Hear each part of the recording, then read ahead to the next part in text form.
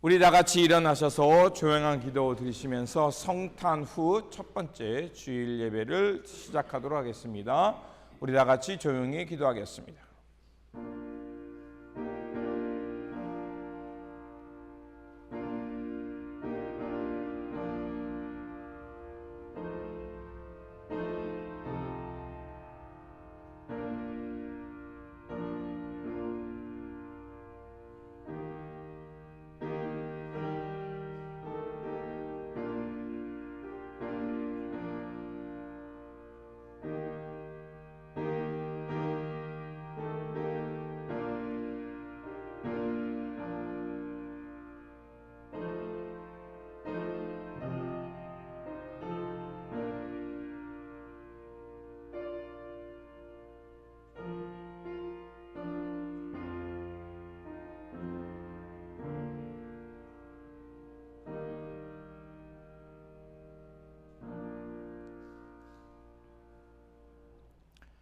말씀이 육신이 되어 우리 안에 거하시니 은혜와 진리가 충만하더라.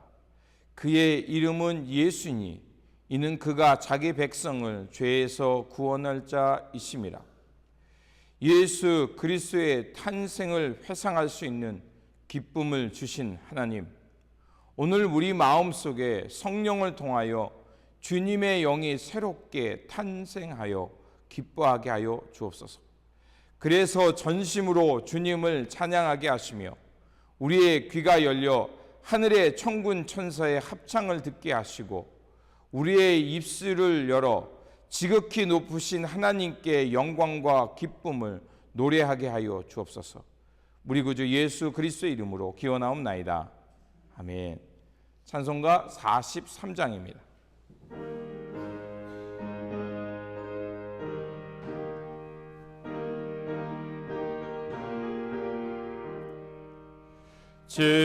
즐겁게 안식할 날 반갑고 좋은 날 내 마음을 평케 하니 즐겁고 기쁜 날 이 날에 전하 만미 다 보좌 앞에서 참되신 삼위일체 다 찬송 부르네.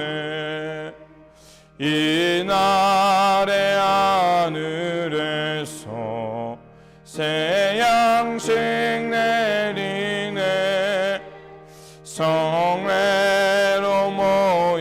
모이라고 종소리 울리네. 복음의 밝은 빛은 온 세상 비치며 또 영생물이 흘러 시원케 하시네. 이 주일 지킴으로 새 은혜 입어서 영원히 쉬는 곳에 다 올라갑시다. 성부께 찬미하고 성자와 또 성령 참되신 삼위일체 다 찬송 부르세.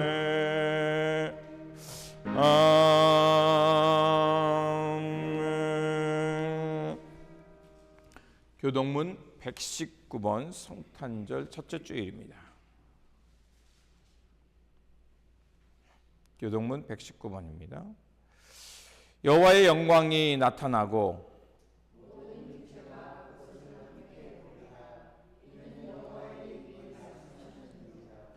베들레헴 에브라다야 너는 유다 족속 중에 작을지라도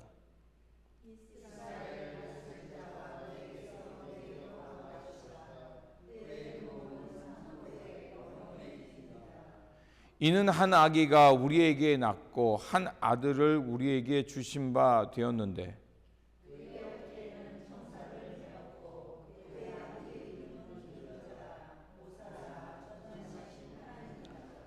영존하시는 아버지라 평강의 왕이라 할 것입니다. 또 다윗의 왕좌와 그의 나라에 군림하여 그 나라를 굳게 세우고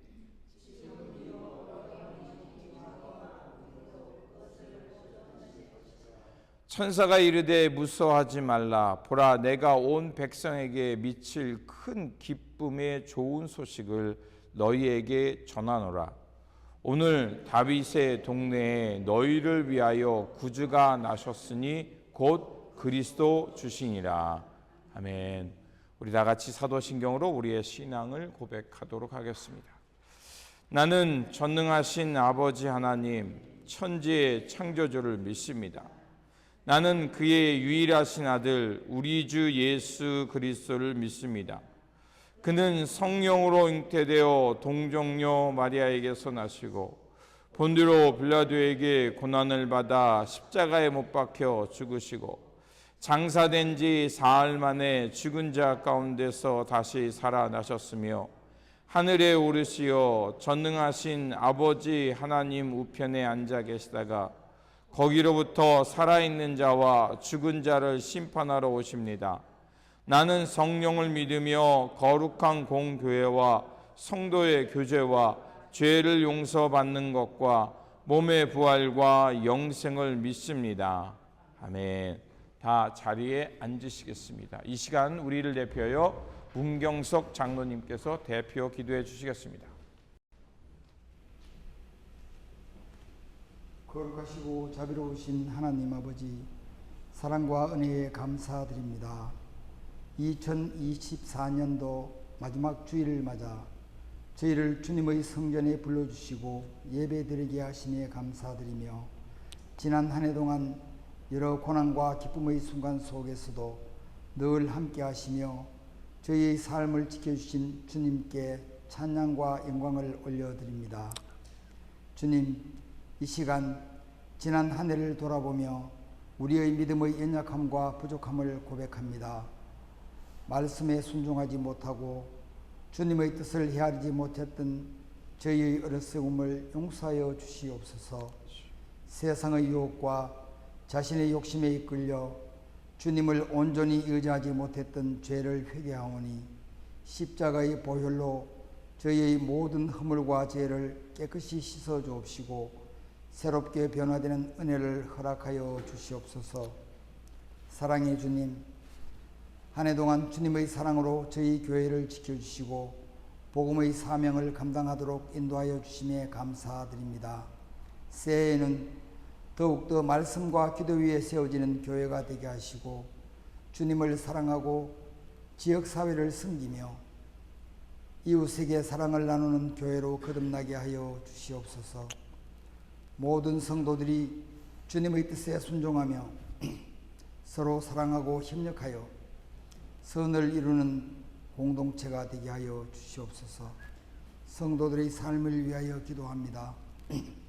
세상살이의 어려운 환경 속에서도 오직 주님을 바라보며 묵묵히 믿음의 여정을 걸어온 성도들을 기억하여 주옵시고 남은 일정 동안 지난 한 해를 잘 마무리하게 하시고 새해에는 성도들의 믿음이 더욱더 성숙해지고 성령의 임재를 경험하게 하시고 주님과 늘 동행하며 행복한 삶을 살아갈 수 있도록 은혜를 베풀어 주시옵소서.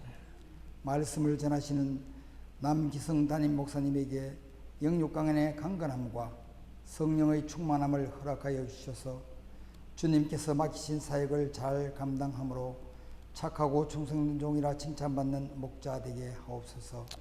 오늘 또 저희를 향하신 하나님의 말씀을 담대히 선포케 하시고 말씀을 받는 저희들의 심령을 기경하여 주셔서 말씀이 하나님의 음성으로 들리게 하시고 하나님의 말씀대로 살아가기로 결단하는 이 시간 되게 하옵소서. 이 모든 말씀 우리와 늘 동행하시며 사랑으로 인도해 주시는 우리의 구주 예수 그리스도의 이름으로 기도드립니다. 아멘. 아멘.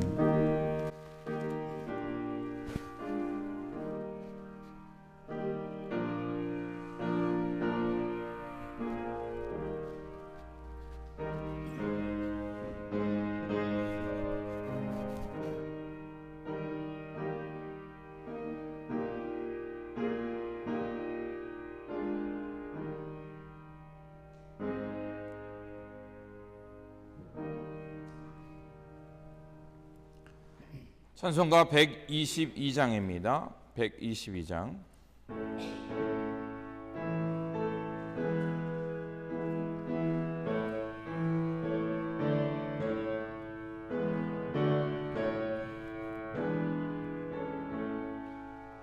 참 반가운 성도여 다 이리 와서 베들레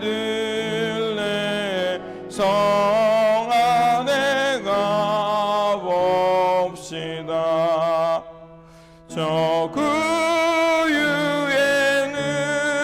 누이신 아기를 보고 엎드려 절하세 엎드려 절하세 엎드려 절하세 구주 나셨네. 저 천사여 찬송을 높이소서. 이 광활한 천지에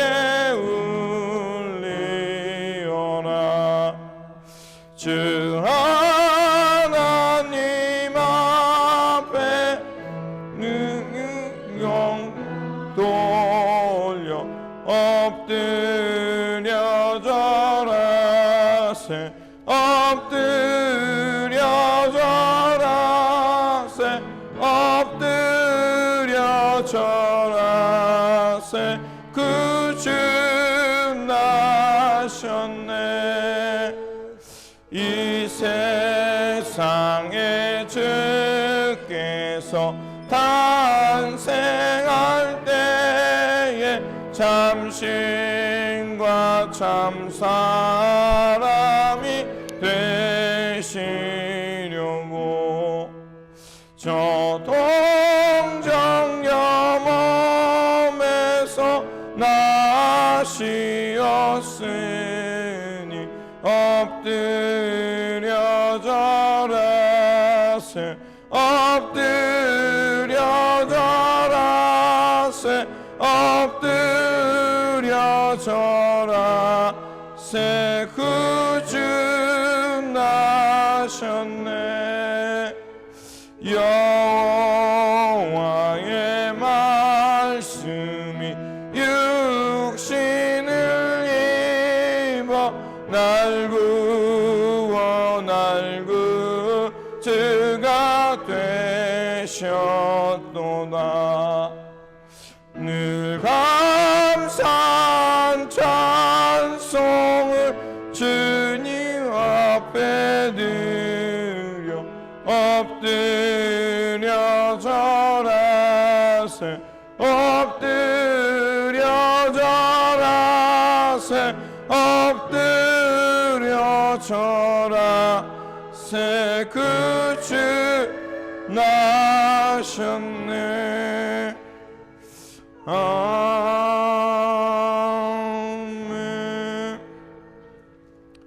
우리 다 같이 일어나서 하나님 앞에 봉헌하겠습니다. 만복의 근원 하나님 온 백성 찬송 드리고 저 천사여 찬송하세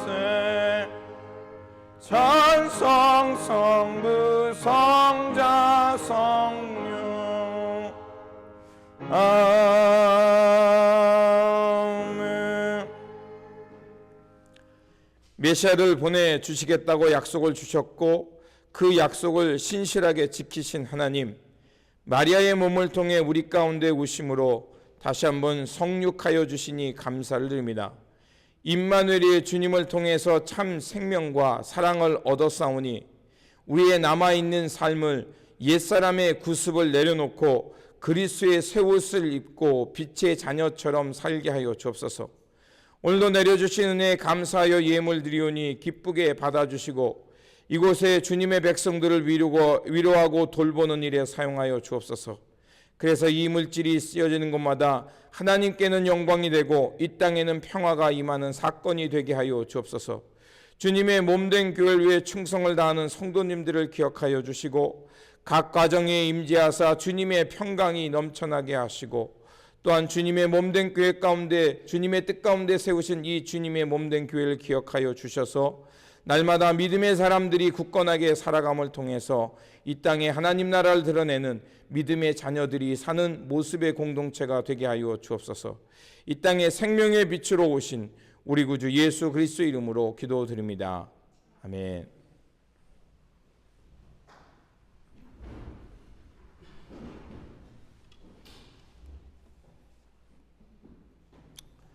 오늘 우리에게 주신 말씀은 누가복음 2장 41절에서 52절입니다.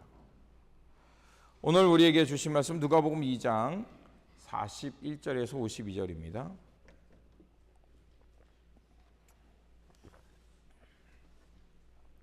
우리 교대로 읽고 52절 말씀 같이 읽겠습니다. 그의 부모가 해마다 6월절이 되면 예루살렘으로 가더니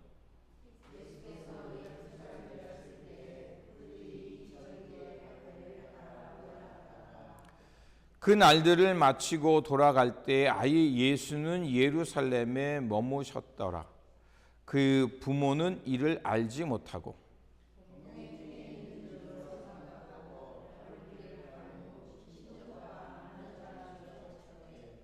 만나지 못함에 찾으면서 예루살렘에 돌아갔더니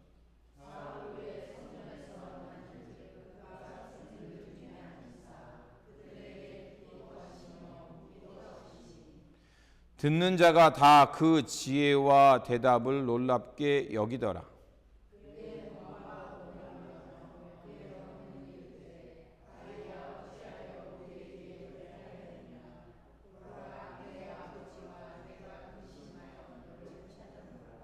예수께서 이르시되 어찌하여 나를 찾으셨나이까? 내가 내 아버지 집에 있어야 될 줄을 알지 못하셨나이까? 하시니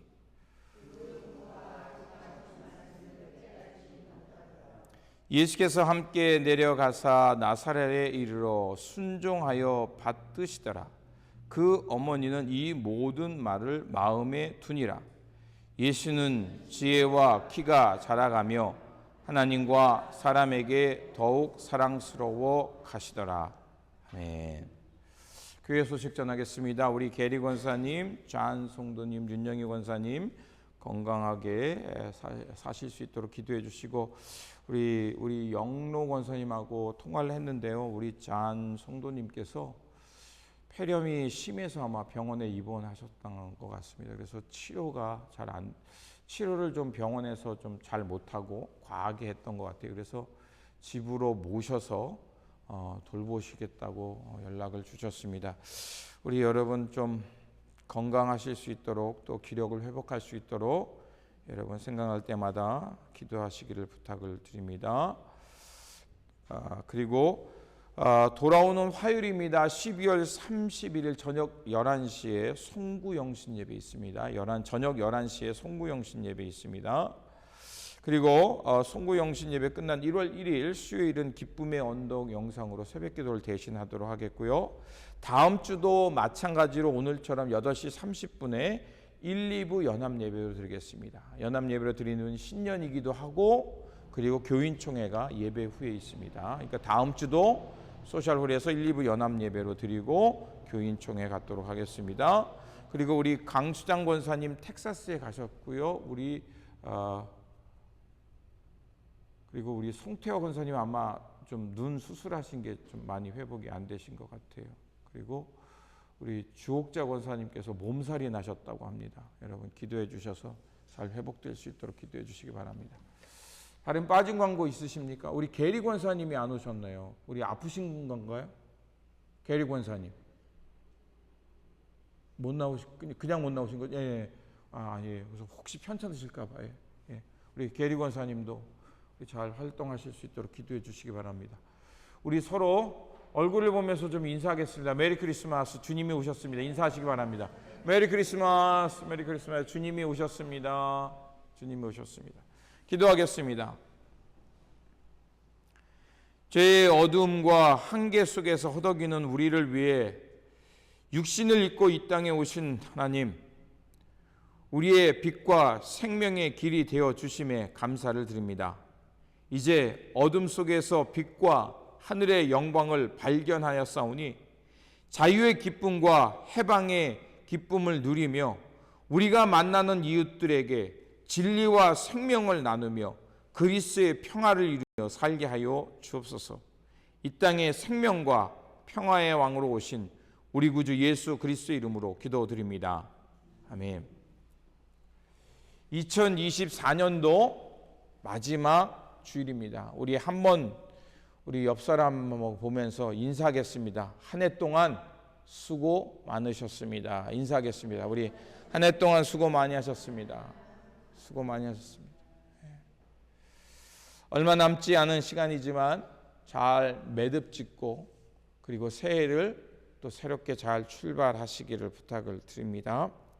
또한 이곳까지 우리의 발걸음을 인도해 주신 에베네셀, 우리와 함께 하시는 하나님이 계셨기에 우리가 오늘이라는 시간을 맞이하게 됐으리라 믿습니다.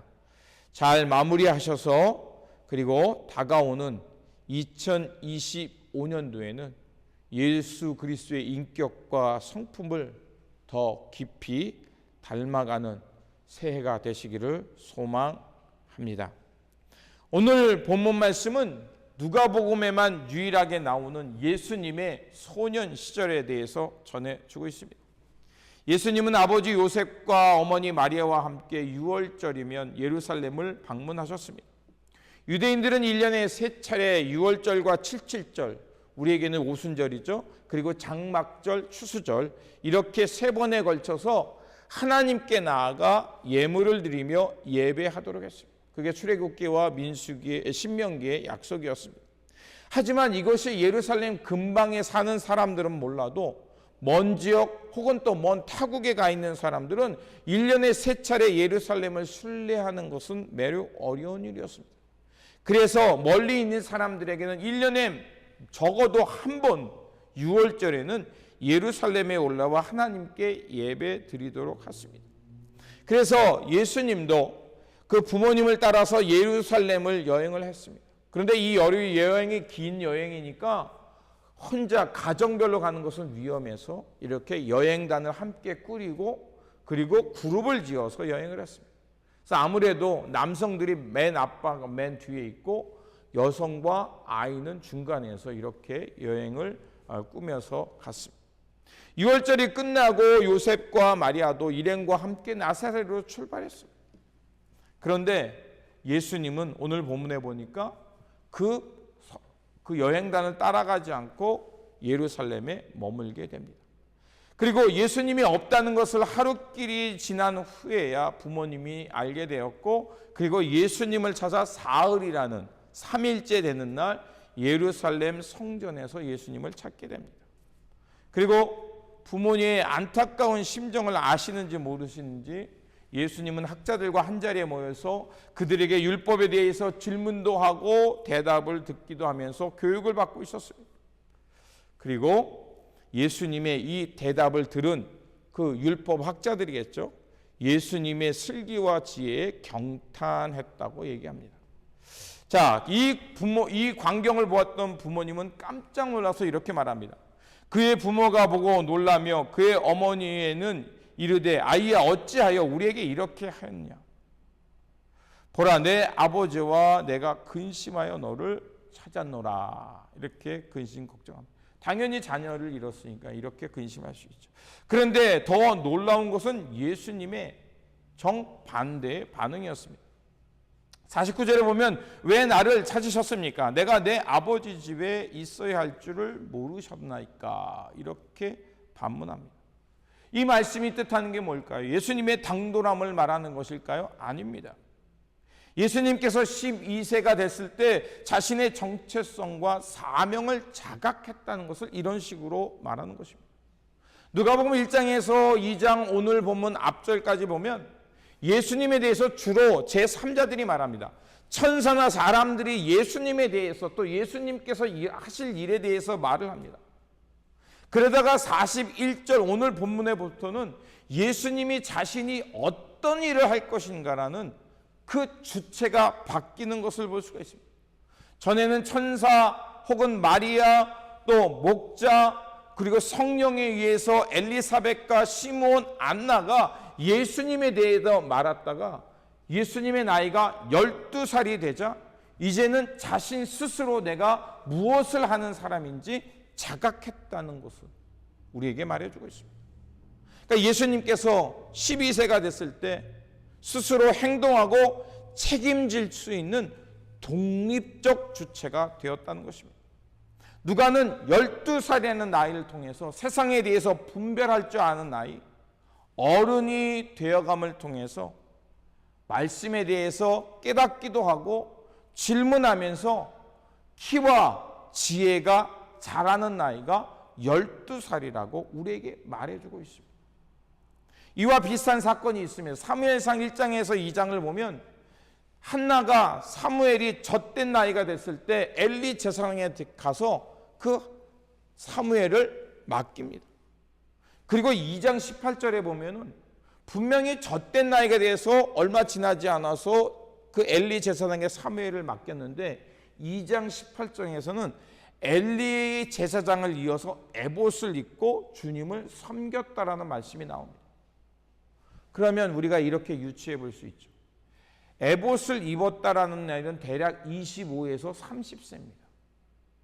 그 얘기는 뭐예요?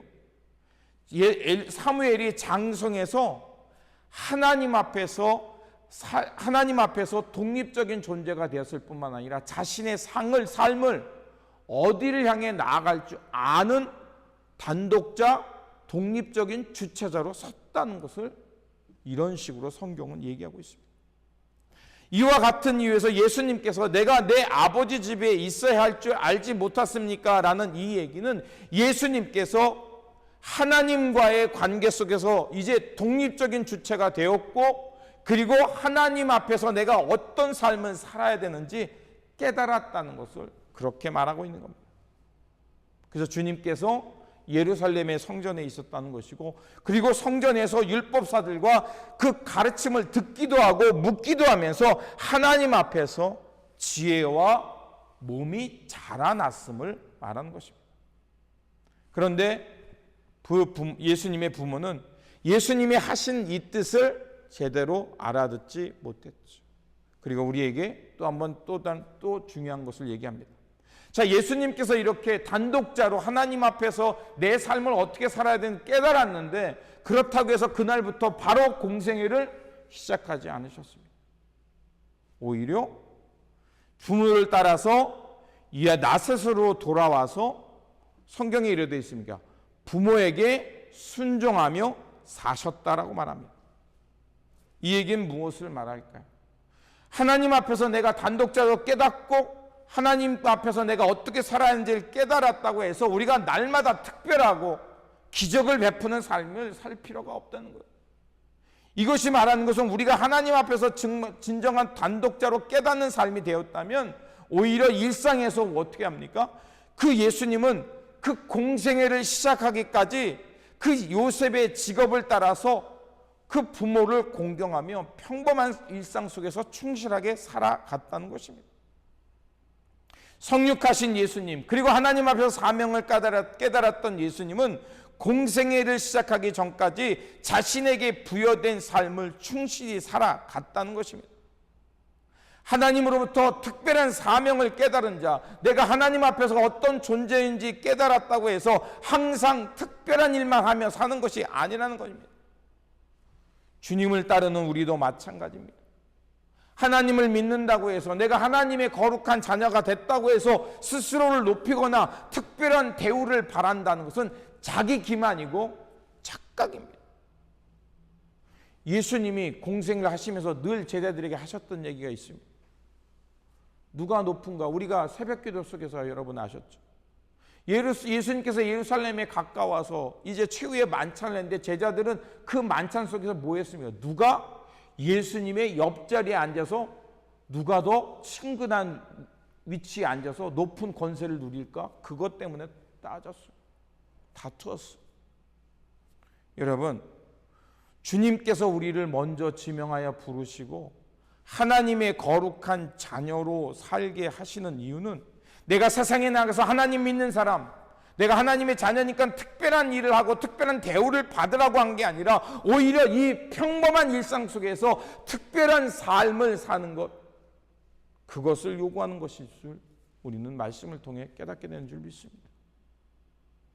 우리가 이 평범한 일상이지만 이 속에서 이제 하나님 나라의 새 사람 되어서 특별하게 이 삶을 사는 것입니다.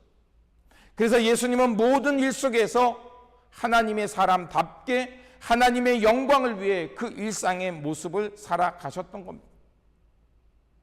그것이 51절에 이렇게 말하고 있습니다. 자, 아버지 요셉은 잘 알지 못했어요. 아버지가 좀 둔한가 봐요. 그런데 어머니는 51절 후반에 이렇게 말합니다. 예수의 어머니는 이 모든 일을 마음에 간직하였다라고 말합니다. 예수님의 말과 행동에 대해서 다 이해할 수는 없었지만 예수님을 둘러싸고 벌어졌던 일을 다 마음속에 간직하고 있었다는 겁니다. 그리고 누가는 이 장을 어떻게 마무리하는지 보십시오. 52절에 예수는 지혜와 키가 자라고 하나님과 사람에게 더욱 사랑받았다라고 하면서 예수님의 성장기는 이렇게 끝을 맺습니다. 예수님은요, 처음부터 특별한 존재로 기적과 이적을 행하면서 사신 것이 아니라는 겁니다. 아기로 태어나서 부모인 마리아와 요셉의 보살핌을 받았고 성전에서 말씀을 배움을 통해서 키와 지혜가 자라났다는 겁니다. 그리고 그 지혜가 날마다 지혜가 깊어졌다는 얘기는 뭘까요? 하나님의 뜻을 깊이 날마다 깨달아 갔다는 겁니다. 여러분, 요즘 보면서 우리 한국 정세를 보면서 여러분이 많은 생각을 하시게 될 거예요. 우리가 오래 사는 거 중요해요. 근데 무엇보다 어떻게 사느냐가 더 중요합니다. 하나님께서 우리에게 주신 달란트가 있어요. 하나님께서 여러분에게 주신 요만큼이라도 특별한 게 있어요. 그것을 가지고 섬김의 삶을 살고 그것을 가지고 나라와 민족을 섬기고 그 공동체가 어디로 나아가는지 길을 내고 이렇게 앞서가며 백성들을 섬기는 사람이 돼야지, 그걸 가지고 선동하고 사람들의 정신을 혼미케 하고 미스리딩해서 위협으로 빠뜨리는 사람들이 있어요. 여러분, 절대 우리 그리스도인들은 그래서는 안 됩니다. 하나님의 이름으로 사람들을 현혹하고 있어요. 여러분, 다시 한번 오늘 말씀을 통해 우리가 하나님 앞으로 하나님의 자녀로 부름받았고 하나님께서 우리 가운데 어떻게 역사하는지 분명하게 깨닫으시길 부탁을 드립니다. 하나님이 우리에게 큰 일을 하라고 맡기시는가요? 하나님이 어느 날 갑자기 큰 왕으로 우리 가운데 꽝 하고 나타나시는가요? 아니에요. 하나님의 역사는요, 미미하게 마치 아기 예수처럼 처음에는 아주 미미해서 보이지도 않습니다. 주님께서도 말씀하셨죠. 겨자씨만한 믿음, 그것만 있어도 나중에 큰 거목이 된다고 말씀하신 것처럼 하나님의 일하는 방식은 힘, 권력, 큰 군대, 어마어마한 재앙이 아니라 우리 가운데 말씀, 하나님에 대한 깨달음, 이 작은 그거지만 그게 여러분의 마음판에 떨어져서 오늘 우리 가운데 예수님이 성장해 가듯이 지혜와 슬기가 우리 가운데 자라나게 될 줄 믿습니다. 그렇게 자라나니까 어떻게 되냐? 52절에 이렇게 말합니다. 하나님과 사람에게 더욱 사랑받다라고 말합니다. 예전에도 제가 이 사랑받다라는 이 얘기에 대해서 한 적이 있어요. 또 어떤 권사님이 이제 제가 그 얘기를 한지를 좀 까먹으셨지만 이 말씀은 딱 기억한 거예요. 그래서 카리스마라는 얘기를 하시면서 이 카리스마가 카리스라는 단어에서 나왔는데 이 카리스가 어떤 뜻이냐? 사랑받다라는 뜻이다라고 딱 얘기해 주시더라고요. 그래서 내가 속으로 좋아했어요. 이 말씀은 기억하셨구나. 누가 했는지는 까먹은 게 누가 했는지는 중요하지 않아요. 여러분들이 카리스마가 많으시길 주님의 이름으로 축원드립니다. 우리 은사들이. 근데 여러분 은사하면 대개 누구 생각나요? 아주 큰 목사님, 큰 일하는 목사님들만 생각나죠? 근데 여러분 큰 일하다가 잘못 삐끗하면 큰 잘못합니다. 큰 죄 짓습니다. 너무 큰 일 하려고 하지 마요. 중요한 거는 오늘 본문이 말한 것처럼 하나님과 사람에게 더 사랑받는 카리스의 사람들이 되시길 주님의 이름으로 축원드립니다. 똑같이 사도행전 2장 47절에 성령에 충만한 사람들이 모였고 그 성령의 공동체가 어떤 모습으로 살았는지 사도행전이 우리에게 가르쳐줘요. 그런데 이렇게 되어 있습니다. 날마다 가정에 모여서, 옛날에는 교회가 없었으니까 각 가정에 모여서 하나님을 찬미하니까 또 온 백성에게 칭송을 받았다라고 되어 있어요. 여기서 칭송이라는 단어가 바로 카리스입니다. 여러분, 하나님의 아기 예수가 우리 가운데 오시는 것처럼 성령이 여러분 가운데 오셔서 요 카리스가 늘 우리 안에 자라시길 주님의 이름으로 축원드립니다. 그래서 하나님과 사람에게 사랑받는 우리 성도님들 되어야 될 줄 믿습니다. 그것을 성경은 뭐라고 말하냐? 거룩하다라고 말해요. 어디 성경책 꽂고 이렇게 걸어다니면서 거룩이 아니에요. 목소리 이게 거룩한 거 아니에요. 저는 그런 분 보면 도망가고 싶어요. 제가 옛날에 우스갯소리로 이런 소리 했어요. 어떤 분이 기도하면 미래가 보인다는 거예요. 그 과거가 보인다는 거예요. 제가 우스갯소리 한 적이 있죠. 그래서 그분한테 가서 기도를 못 받겠어요. 내가 죄가 너무 많아가지고 다 알 거 아니에요. 내가 옛날에 한지 다 겁나가지고 내가 그 목사님만 보면 도망 다녔어요. 내 과거가 드러나면 얼마나 쪽팔려요. 막 기도하는데 너 옛날에 뭐 했지? 막 이러면 어떡해요? 너 옛날에 이딴 짓 했더라. 막 얼마나 무서워요. 그래서 내가 그 목사님 피해 다녔어요. 네, 여러분, 자, 거룩하다는 건 뭘까? 하나님과 사람에게 사랑받는 게 뭘까? 갈라디아서 5장 22절과 23절에 이렇게 말합니다. 갈라디아서 5장 여러분 잘 아는 말씀이에요. 성령의 9가지요. 거룩한 사람은요, 사랑, 희랑, 화평, 오래 참음, 자비, 양성, 충성, 온유, 절제입니다. 다 뭐죠? 덕목들이에요. 인격이에요. 인격. 하나님의 사랑받는 자녀가 되고 하나님과 사람들에게 사랑받는 존재가 되는 이 카리스의 사람은 늘 우리의 덕목이 어디에 있는가를 살피는 사람이 되어야 될 줄 믿습니다. 여러분, 사랑, 희랑, 화평, 오래 참음, 자비, 양성, 충성, 온유, 절제 다 뭔지 아십니까? 관계 속에서 맺어진 겁니다. 사람과 사람의 관계, 사람과 하나님 관계 속에서 맺어진 겁니다. 그러니까 주님께서 우리 가운데 오셔서 우리로 하여금 사랑받는 사람으로 바꿔주셨다면, 사도 바울은 그래서 뭐예요? 너희들이 그리스도의 새 옷을 입었다라고 말합니다. 여러분, 여러분이 많이 들어보셨을 거예요. 예비군은 군복을 입어놓으면 다 뭐예요? 예비군 훈련 남자들 군대 가보시는 분, 제가 죄송합니다. 저도 뭐 어떨 게 예비군 훈련도 가봤어요. 조교 말 들어요? 안 들어요. 그리고 총수라 그래. 너다 싸. 요즘은 안 그럴 거예요. 요즘은 안 그래요. 근데 옛날에 그랬어요. 그리고 뭐 예비군 군복 막 끝나고 나면 그 앞에서 막 막걸리 맞고 아무데나 오줌 싸고 그랬어요. 옛날에 고려 쪽에 1970년대 80년대 그랬겠죠. 근데 예비군 예비군 옷을 딱 벗잖아요. 집에 갈 때 보면 막 그랜저 타고 가시는 분 있고 막 멀쩡히. 나중에 보니까 변호사고 막 의사고 막 그런 거. 군복 입혀놓으면 막 다 이상했는데 군복 벗고 집에 갈 때는 막 양복 딱 빼입고 막 좋은 차 타고 가니까 어디 그런 사람이 아무 데서 오줌 싸겠어요. 옛날에.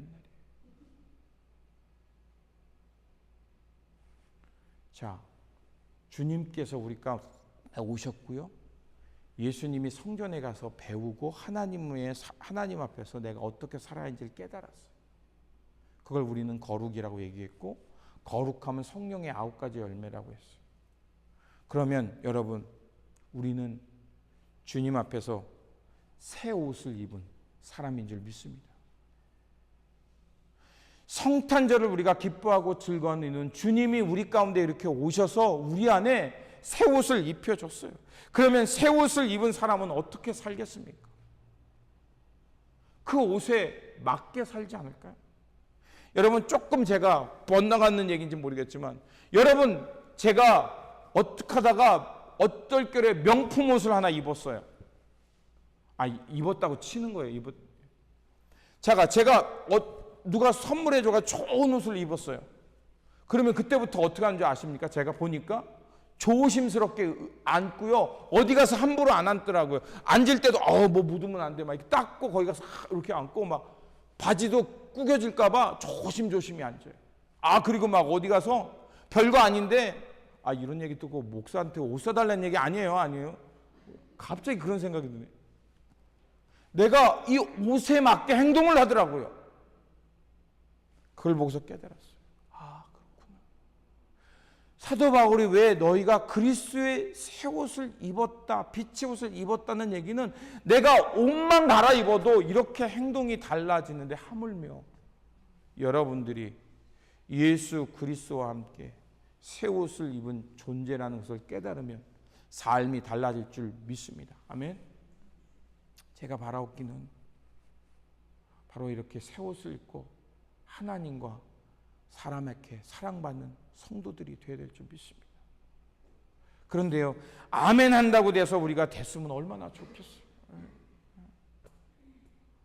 제가 요즘 얼떨결에 한국 뉴스를 많이 보는데 참 재밌는 걸 많이 봐요.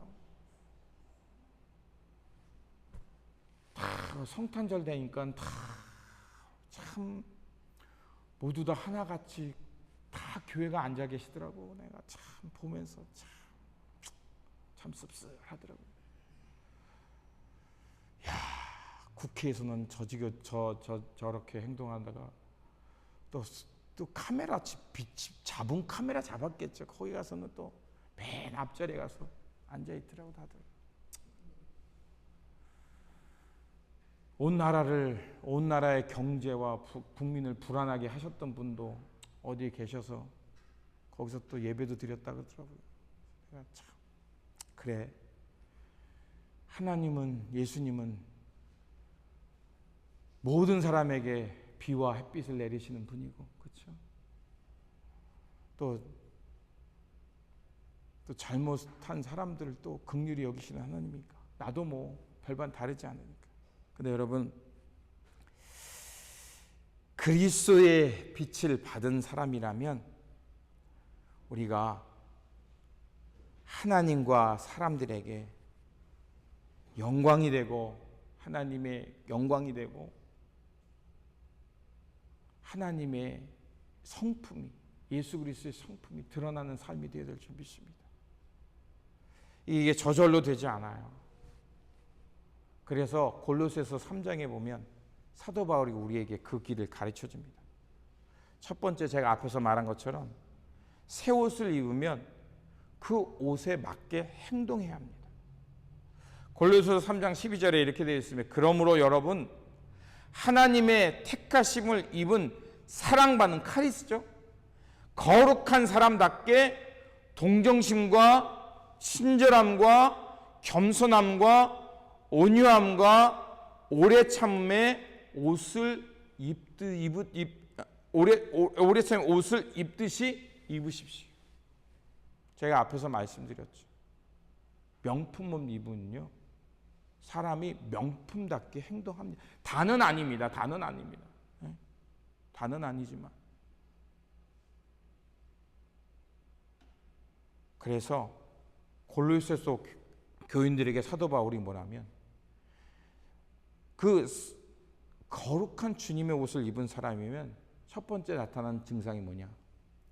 자기 중심성을 탈피합니다. 사람들이 뭐라고 막 하는데 다 보면 자기 잘났다는 거예요. 다는 아니겠지만. 그리고 탐욕적이에요.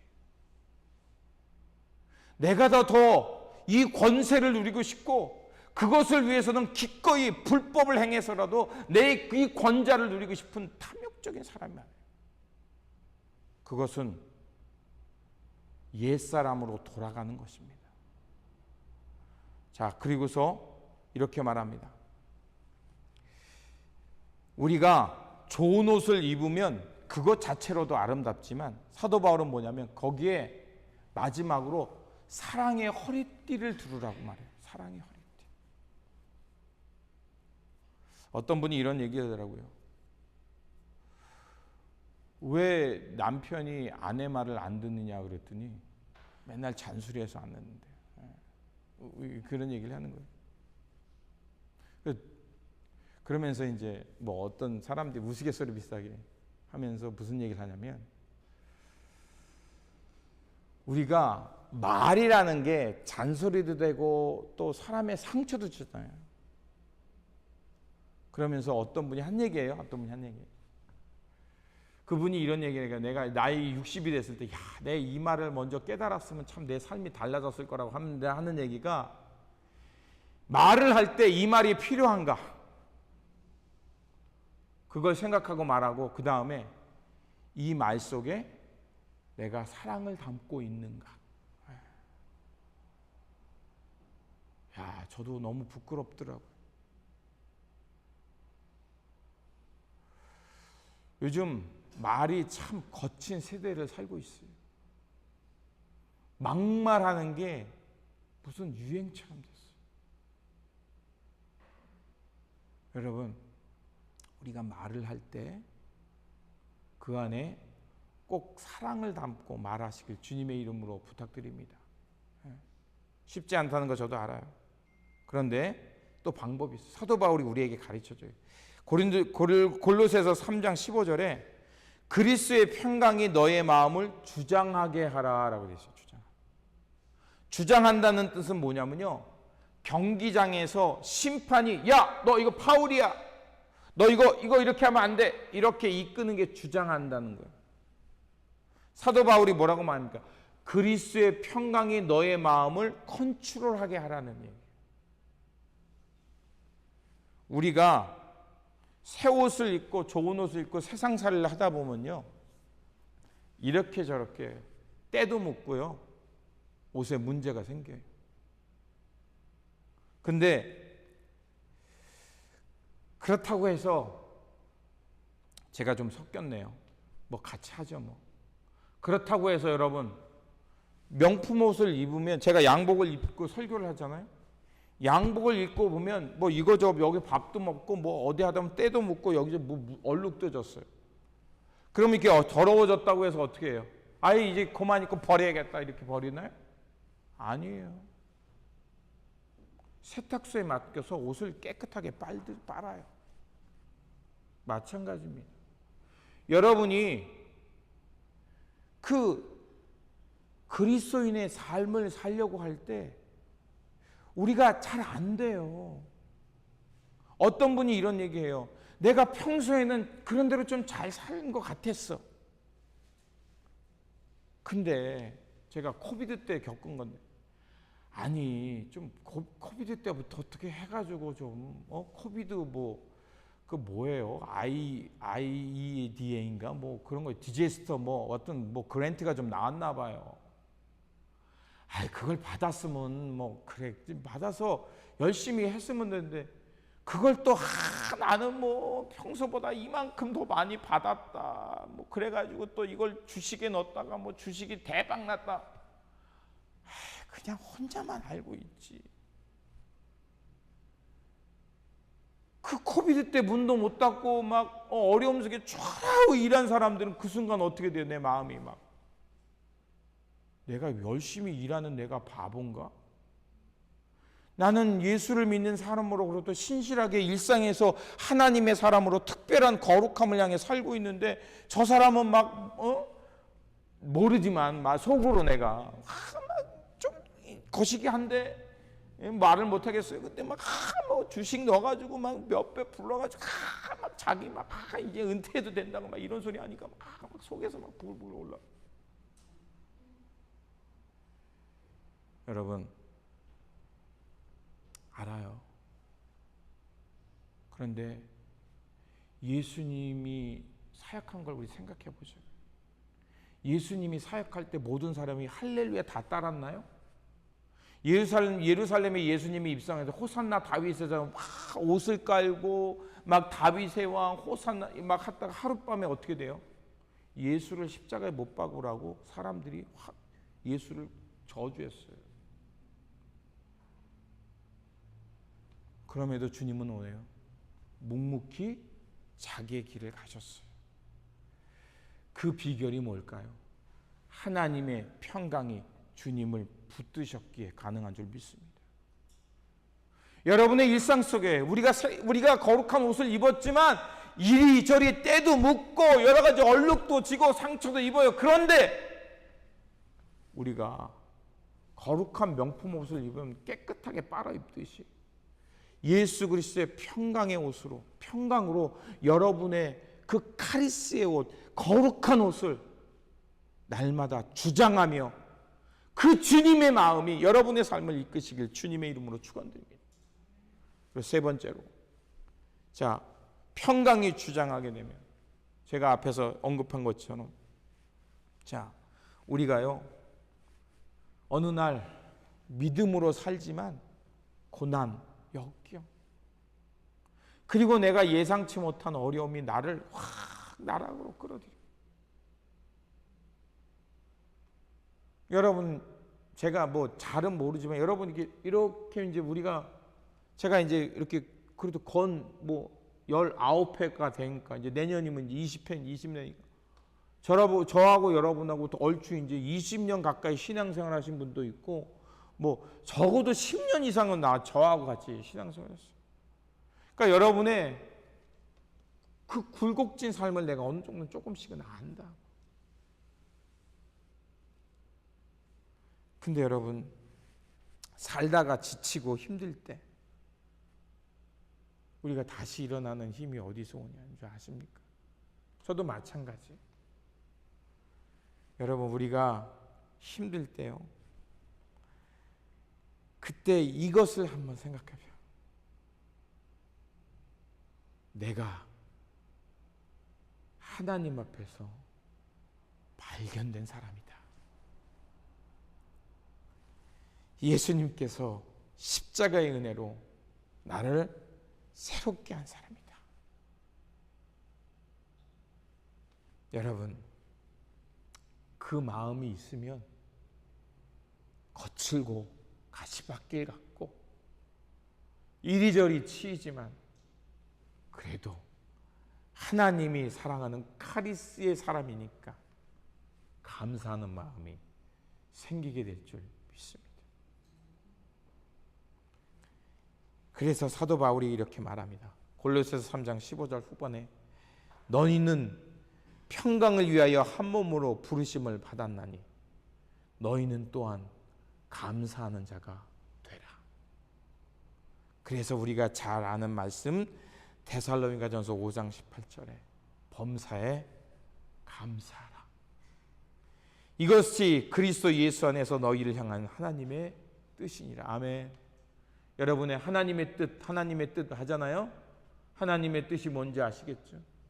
하나님의 뜻이 무엇이가 묻거든 내가 예수 그리스도의 십자가의 보혈로 발견된 사람, 그 그리스도가 내 안에 있는 사람, 그것에 감사하는 사람, 이게 나를 향한 하나님의 뜻입니다라고 고백하시기를 주님의 이름으로 축원드립니다.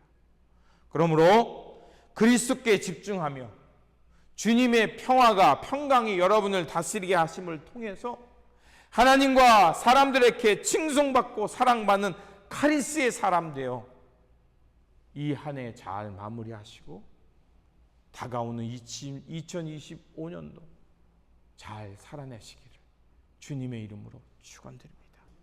기도하겠습니다.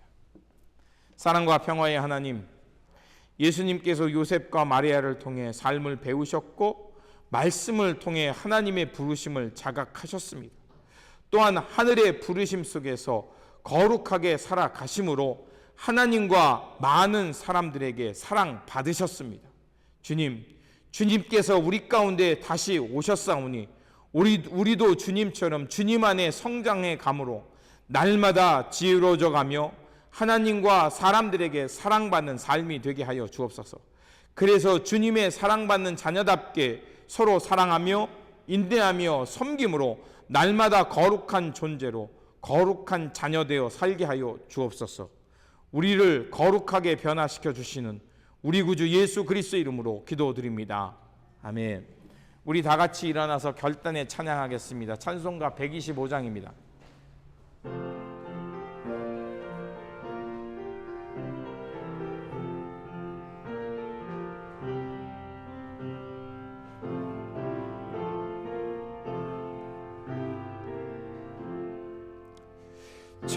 천사들의 노래가 하늘에서 들리니 산과 들이 기뻐서 메아리 쳐 울린다.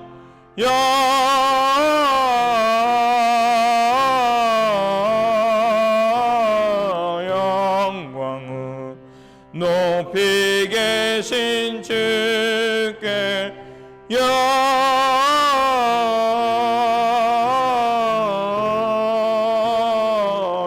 영광은 높이 계신 주님께. 한밤중에 목자들 양떼들을 지킬 때 아름다운 노래가 청하게 들린다.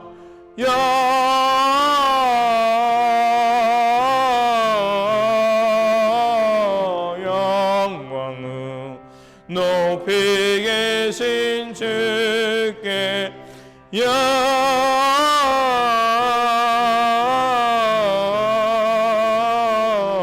영광은 높이 계신 주님께. 베들레헴 달려가 나신 아기 예수께 그로 경배합시다. 탄생하신 아기께 영광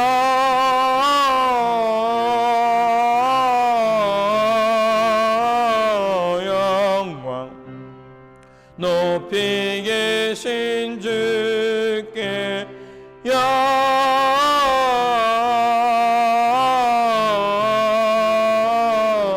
영광은 높이 계신 주님께. 그 유 안에 누이신 어린 아기 예수께 우리들로 다 함께 기쁜 찬송 부르자.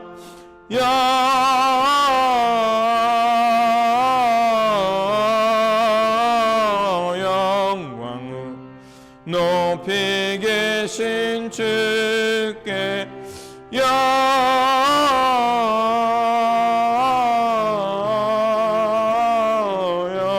영광을 높이 계신 주님께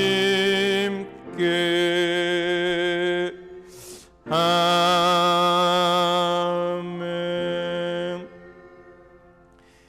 이제는 우리 구주 예수 그리스도의 은혜와 하나님 아버지의 극진하신 사랑하심과 오늘도 살아 역사하시는 성령님의 교통 감화하심이 오늘 주님의 말씀을 듣고 빛으로 오신 주님을 우리 가운데 모심으로 주님처럼 지혜로워져서 하나님과 이웃들에게 더욱 사랑받으며 거룩한 자녀답게 살기로 결단하는 모든 성도님들과 우리의 가정과 일터와 우리 교회 위에 지금부터 영원토록 함께 하시기를 간절히 축원하옵나이다. 아멘.